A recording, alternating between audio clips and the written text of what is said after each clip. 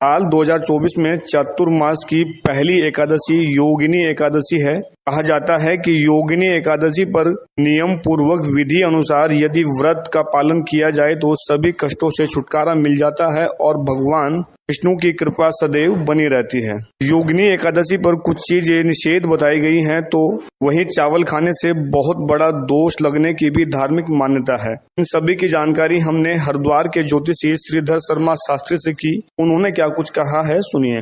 योगिनी एकादशी, सबसे पहले तो ये बतलाना अनिवार्य है, पूरे वर्ष में 24 एकादशी होती हैं, परंतु उनका फल अलग अलग होता है। तो हमें महत्वपूर्ण बात यह है, जो चातुर्मास में जो ये योगिनी एकादशी का आगमन हो रहा है, आषाढ़ मास के कृष्ण पक्ष में योगिनी एकादशी का आगमन हो रहा है।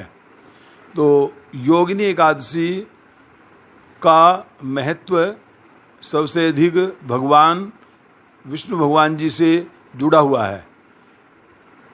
कोई भी एकादशी हो, वैसे तो सभी का फल बहुत ही अनुकूल होता है और ये भगवान विष्णु जी के लिए समर्पित है। योगिनी एकादशी को जब हम करते हैं तो उसका विधि विधान से भली भांति पालन करना चाहिए।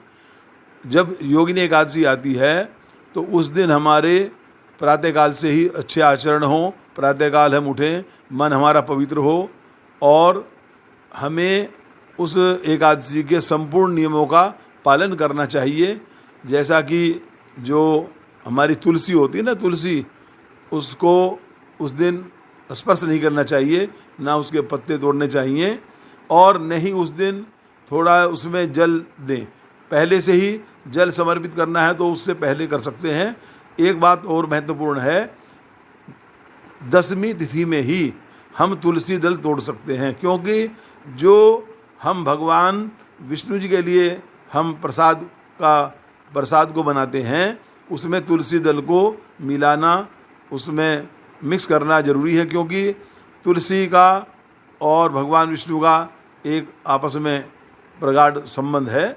इसीलिए, क्योंकि बिना तुलसी के भगवान विष्णु की पूजा नहीं होती। जिस प्रकार से सत्यनारायण की पूजा में भी इस प्रकार का महत्व माना जाता है, तुलसी का इसमें समावेश करते हैं, तभी उस व्रत का महत्व होता है। एक तो कोई भी मांस, मदिरा, कोई गलत चीज़ का आहार, प्याज, लहसुन इत्यादि, ये सब इनका निषेध होता है कि चावल बिल्कुल न खाएं। और चावल खाने का बहुत बड़ा एक दोष लगता है, क्योंकि अगर हम चावल खाते हैं, ऐसा मानते हैं कि ये जैसे हमने कीड़े खा लिए हों, तो इसीलिए इसका एक दोष नहीं उतर पाता। योगिनी एकादशी को यदि हम बहुत ही एक नियम पूर्वक करते हैं और इसको निराहार अगर किया जाए, उससे इसका और महत्व बढ़ जाता है।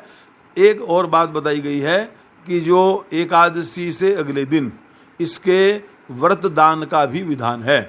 आशा करते हैं आपको हमारी जानकारी पसंद आई है। ऐसी ही जानकारी के लिए हमारे चैनल को लाइक करें, सब्सक्राइब करें और लेटेस्ट अपडेट के लिए हमारे चैनल को विजिट करें।